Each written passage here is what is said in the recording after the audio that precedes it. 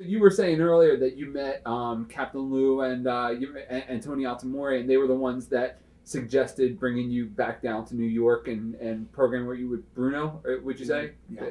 They helped you get back in? So how did Vince Senior treat you this time around? Because the first time he had you, you were just a young boy, breaking into the business, and now here you are, and he's looking at you as a main eventer. How did he treat you at this time? Oh, very good. I mean, wonderful.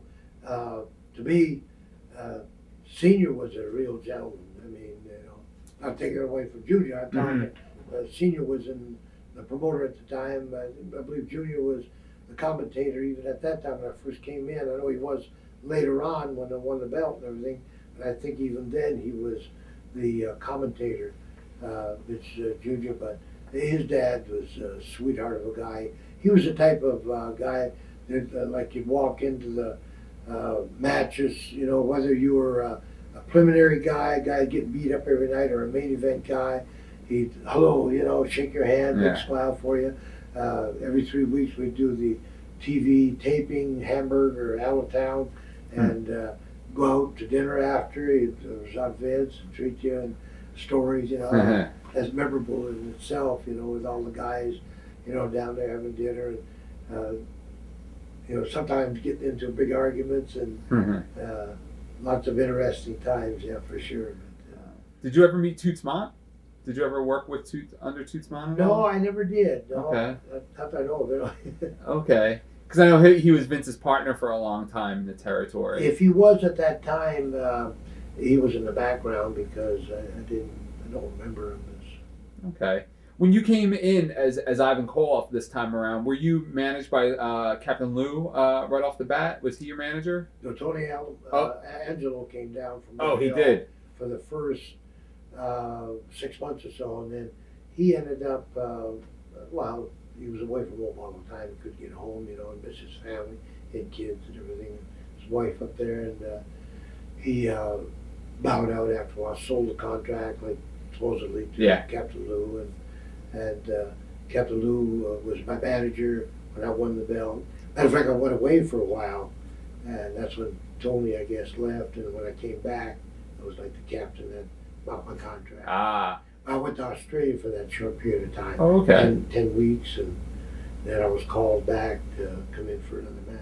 What are your memories of any good stories of being on the road with Lou, or any good Captain Lou stories?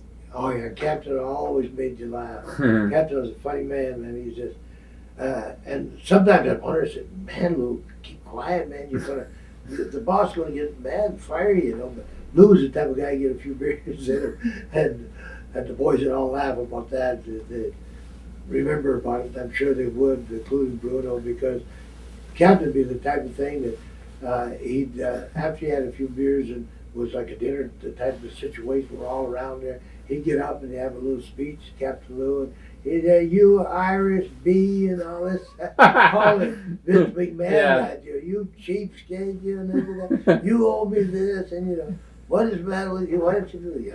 And he just like call him down, and Vince would just laugh at him. Yeah. Just like Captain was the entertainment or something. Some of the guys from that time period, and Captain himself, have told us on the shoot interviews that at the TV tapings, the Captain would always wind up getting fired. That he just Yeah. wound up getting all liquored up and get crazy and then get Yeah, fired by the end yeah. of the taping. Yeah, but they do. Yeah. But he was like that. He was just like that. He was such an asset, though. Captain was always back because he had those wild interviews and he was colorful. Yeah. Yeah. Did you feel more pressure on you this time around in New York? Because this time they were looking to do big things with you as opposed to the first time you came through where you were just kind of learning the ropes. Yeah. Oh, yeah. Well, I was really excited because I really felt that by coming in and winning the belt, that I'd be set for for a while here. I mean, I just had left and had a good run against Bruno and wrestled, and I mean, this was the territory at that time, as far as the large arenas and making money, because they had such large coliseums and population up here that it was just about 100% sellout no matter where you went, especially with Bruno as the champion. Then when I came back and won the title, and I figured to be set for a year, then to, you know, find out that, hey, this is not going to be reality. The next month, I think I was here 2 months altogether, Yeah. and gone, you know, type of thing. A little upset about it, like, you know, a little disappointed, but understood why it had to be, and worked it out as well as it could. I don't believe any hard feelings, not on my part anyway. And Yeah. I don't think on his part, because he had said at the time that, you know, a few years and come back, you know, type of thing. Yeah. WWF at that time. And it's well known, at least Bruno and Billy Graham and some of the guys have talked about when Vince Sr. would make plans for a title change, that he would do it sometimes a year in advance. Did you know that far out that you were going to have a run with the title? Well, I was under that understanding that I was going to have that when I was first contacted. Like I said, I was in Australia for 10 weeks, came back, stopped in Fiji, and Hawaii, and I was resting. I was going to stay there for a couple months and work out. There's a little territory there. I was going to wrestle 2 or 3 times a week and rest and take time out and holiday. And I ended up getting this call to you know, meet someone and talk about coming back into New York, and that Bruno was hurt. He was tired, and figured that he was an easy prey at this time. Yeah.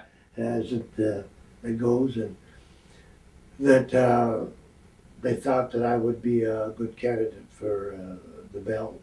Yeah. And that they would like, if I could, to carry it for a year at least. Oh, so you thought you were going to have it for a year? I figured that I was going to be around here for at least a year, yeah. And that changed when I got here, and I understood the explanation for it and everything like this, but and I think maybe I handled it a little wrong, but my concern was the idea of I was in wrestling for the money. Mm-hmm. And, you know, I was promised one thing: come in, worth your while. You know, you're going to be a main event. You're going to be paid your percentage as a main eventer.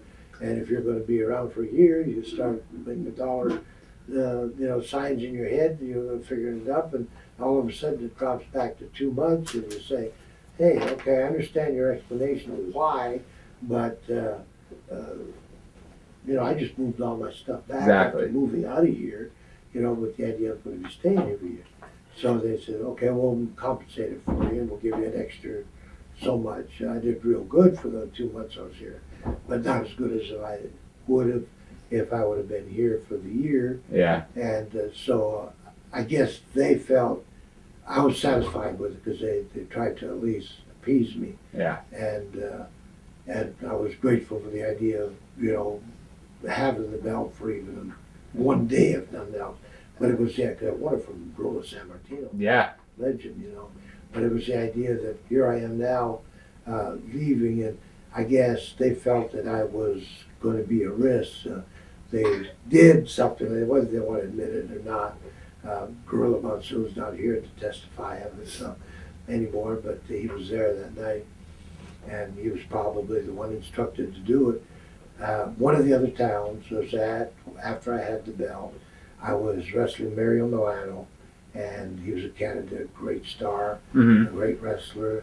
He had me in a domino stretch. I was a champion. He was going for the belt, and I was like, you know, reacting to the stretch because he could put some pressure on it. And it was like the idea they rang the bell, and they raised his hand, and they said that I submitted something.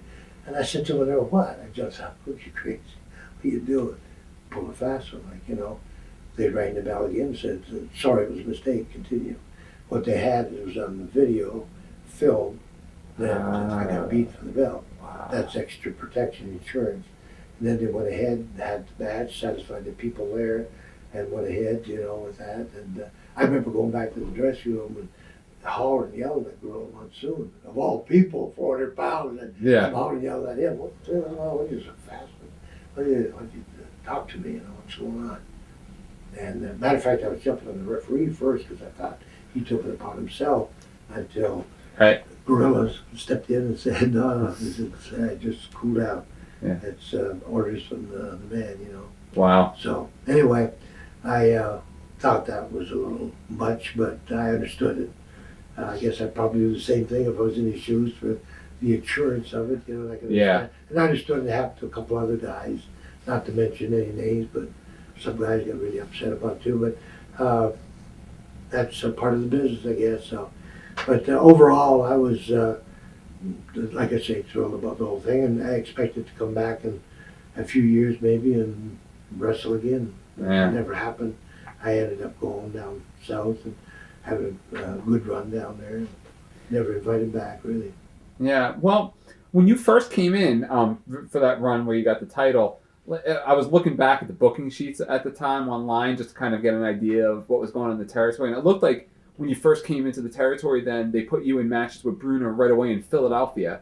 Mm-hmm. But you guys didn't really wrestle again until you beat him in the Garden. Why did they put those matches together right away with you guys in Philly? Was it to kind of test out the run, or? Maybe just to see. Yeah. And I don't know why they would do that, because we had already wrestled. Yeah. You know, like a year before that for 7 months, 8 months straight. Yeah. And had great matches 3 or 4 times around the whole territory. But maybe they really felt at the time they didn't have any other issues or name or opponents for Bruno that would, keep the houses up. There you go. Maybe they just wanted to put me back in there, and but I was glad for it. I mean, you know. Yeah. What are your memories of the Russian death matches you had with Bruno? You had a couple of those. Oh, great, yeah. Bruno was always a pleasure to wrestle. You know what a lot of people don't understand about the rings up here, and I said in my book, and I talk about it, is the idea that they were mostly boxing rings. They're 24-foot rings with 4 ropes compared to the 3 ropes. And their ropes at the boxing ring is made of twine, right? Like they're bigger, and the ones that they make with the traditional wrestling ring is 18, 20-foot rings, and they're the cables and 3 ropes mainly. So, and there are a lot more spring to them, you know, because of the constructions with the bars underneath the plywood on the top. The old boxing rings that wrestle with Bruno and that, they're more solid, because in boxing, the guy's legs would give out if they're up there boxing on it. They would last 2 rounds, you know, their legs would give out, because you jump up and down those rings, you know, after a while with boxing especially, you would have no accuracy at all. I don't believe anyway. Yeah. It would be a true test of the boxing skills. But for wrestling, it made it difficult, hard like concrete. I mean, you land on a backdrop and like landing on the cement outside. It was tough. But I remember matches with Bruno, one in particular in Pittsburgh, where I was bound to trim because the commissioner had rubbed me wrong or something that night, and I ended up saying I'm going to get him tonight. So what I did is I seen Bruno was close to the rope, and I hit the rope knowing he was going to duck, and he did. I'm going to backdrop me. And I cleared the rope, and I tried to hit the table. And I did. I hit the table. The table wasn't a soft table that broke or anything like that. It just boom. But those commissioners just scared me all over the place. But I'll never forget that. That was one thing, because my back will never let me forget it. But back into the ring, and Bruno's right out. He was just such great shape, the guy. You know, it's kind of intimidating when you go to a match and your opponent is not only the champion, but he's out there in the arena earlier, when you get there early, and he's running round and round inside the arena before the people even get there. And he's running for an hour, and you got to wrestle and say, you're saying, this is warm up. Yeah. So he was a great incentive for me to try harder, you know, because not only was he at one time my hero, but at this time somebody I really respected. I had to realize that I had to get out there and produce. Yeah. With Bruno. So, yeah, didn't hold back. I remember hitting him so hard one time with the chair, you know, because it was there, the chair was there, and his head was through the rope, and it seemed like, I forget the stipulation, no disqualification. I just put the chair and just whacked him so hard that the chair smashed in 2, you know. one of those wooden chairs. And I just said, man, he's going to be hot about that. Yeah. Nothing ever mentioned. Wow. You know, so he realized that those things happen, like, you know, when you're in the intensity of the match and you're trying to be competitive, you know. Yeah. It had to be back then because it wasn't like they're giving you a script and telling you what to say and what to do, like I guess it is today. I don't know. I can't really talk about today, but I imagine that's the way it is because it's big business today. It's more of a, you know, Hollywood type of thing. But back then, it was the idea you got a Bruno night, 60 minutes, and whatever, you know, you got 45 minutes on the air, and the rest of the time is commercial time. Yeah. You know that you got to go out there and produce. Yeah. Time. So you either get along with that guy, or you don't get along with him. And if you can get along with enough to have a match that was back and forth, now that usually ran into trouble because I've run into a lot of guys that were in such great shape and such great wrestlers. They didn't want to stay down there. Yeah. And you felt that they should be down there, you know, for you to get your licks in. Yeah. And they would come up, but you better be in shape and know your stuff, or else they're going to be making you look real bad. So, You got to fight for it. yeah. So consequently, that's what would happen. A lot of times it would leak outside to the street or to the hotel room after, or the bar room, or whatever. I've seen that happen several times. Yeah. Did you ever see, I don't know if it was when you were in the territory or not, there was a famous story about Peter Maivia and Billy Robinson. I heard some about it back here. I don't know what that So you weren't there. Something about Peter Maivia just going nuts on Billy Robinson in a bar after a show or something. I heard some about it. I didn't even hear the outcome of it. Peter Maivia beat him pretty good. Yeah. Yeah. He was a tough guy. You know, Peter, of course, that's a grandfather Yeah. to The Rock, you know. I met him the first time at Cow Palace, late 70s, out in San Francisco. And Ray Steve, Pat Patterson was out there at the time, and they had a situation where a riot broke out, and they came and they were blaming Peter for it, and they went to arrest him. And I mean, I heard the figure of 10 or 12 police officers, and they were basing him and hitting him with clubs and everything to subdue him. And his wife, I heard as well, him and his wife in the fight. Yeah. Tough. I mean, so somebody like that, I wouldn't want to fight. I mean, Billy Robinson is supposedly a great wrestler, like, you know, trained in Europe, in England, Mm-hmm. and had the reputation of, well, I wrestled a lot in the AWA in Minnesota. I could tell he knew a lot of stuff, great scientific wrestler, and good shape and everything like that. So if he kicked his butt in the bar, there's a difference between wrestling now, Yeah. Street fighting a lot.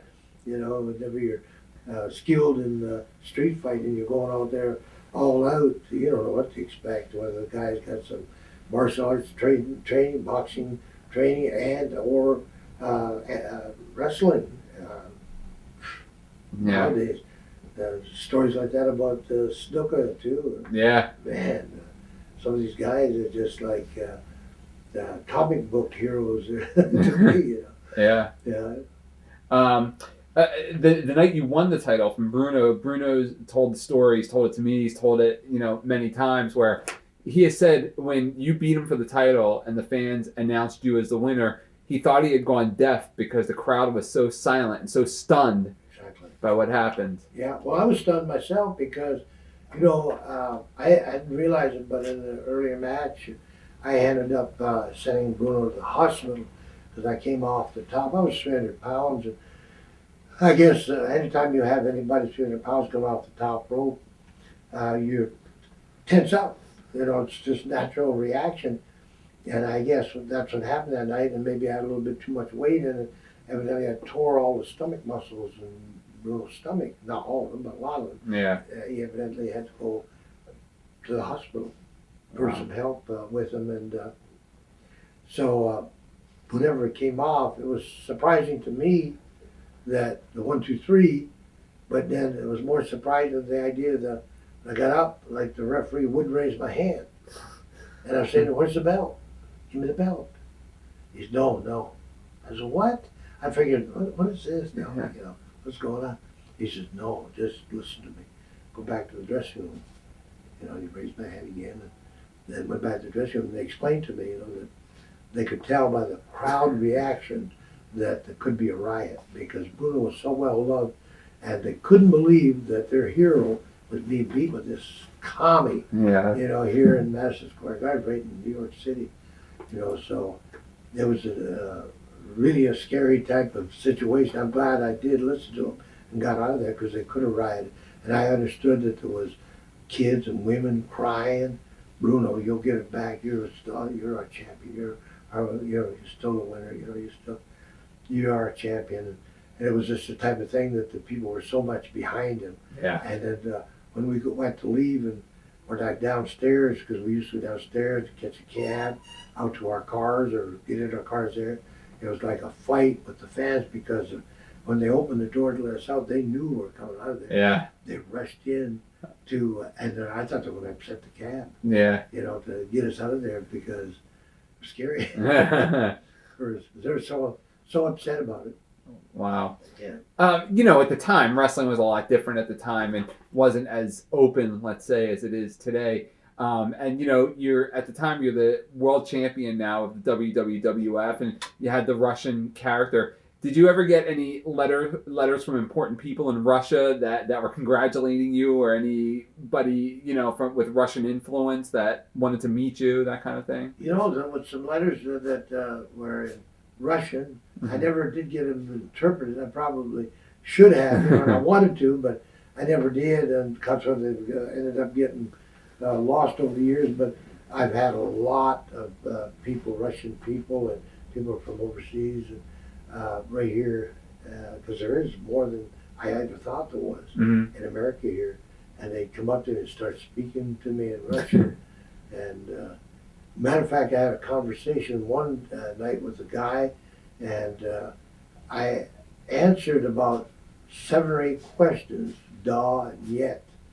And I don't know what I was saying, da and yet. But whatever it was, he was happy. Yeah. Because you wondered what.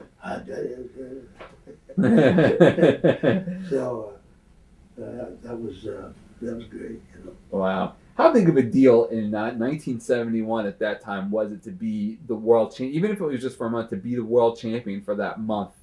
How big of a deal was that? The biggest. Yeah. The biggest, yeah.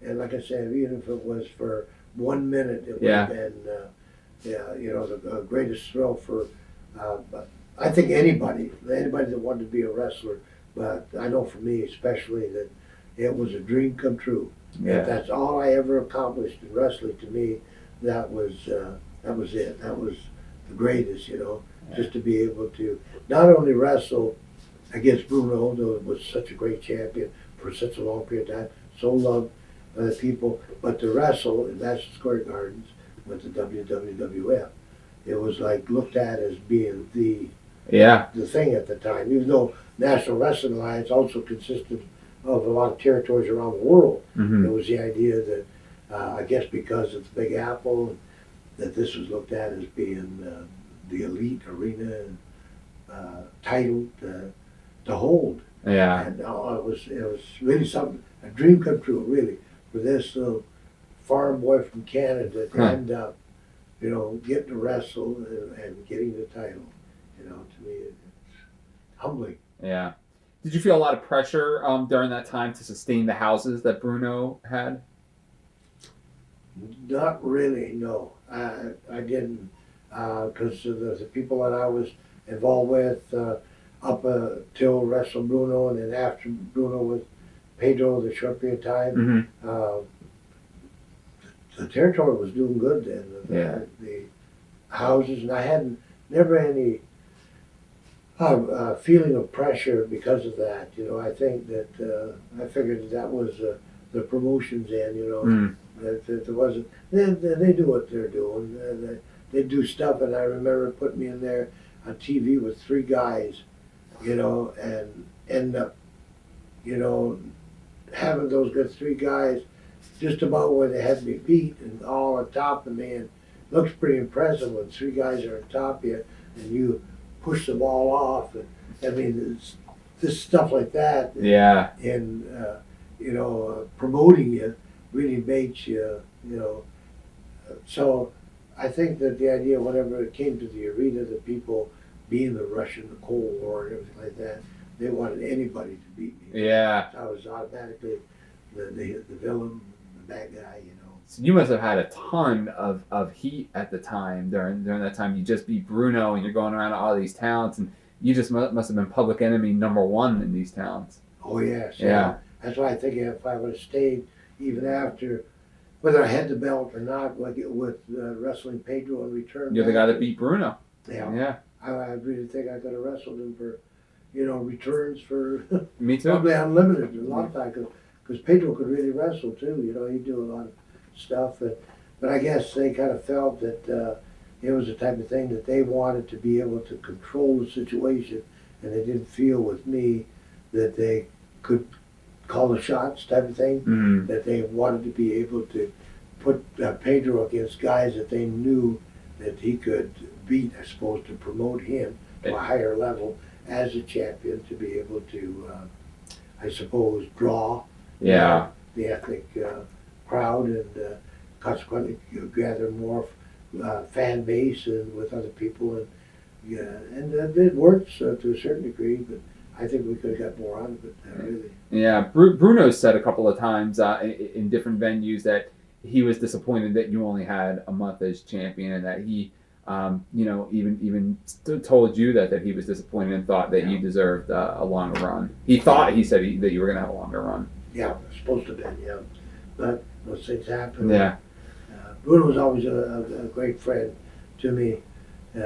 After that, I guess I just, out of respect, the idea of mutual respect, I think for him, still to this day, that is my hero in the wrestling. But he'd do things for me, like even when I got into trouble in territories, he'd make a call to Japan and get me booked over there or something. Wow. Yeah. So he's kind of like a big brother. Yeah. Kind of figure, yeah. So you already said you left the territory pretty quickly after you dropped the belt to Pedro. You pretty much left in about a month, right? Yeah, I just felt that by staying around unless I was going to be involved in a main event situation, because that was my deal up here, for whether I was wrestling in the main event or in a preliminary match, I was to be paid as a main event. Right. No deal with it. So they didn't want a guy in the preliminary being paid main event. They didn't need him. Watch thousands of exclusive shoot interviews right now on TitleMatchNetwork.com.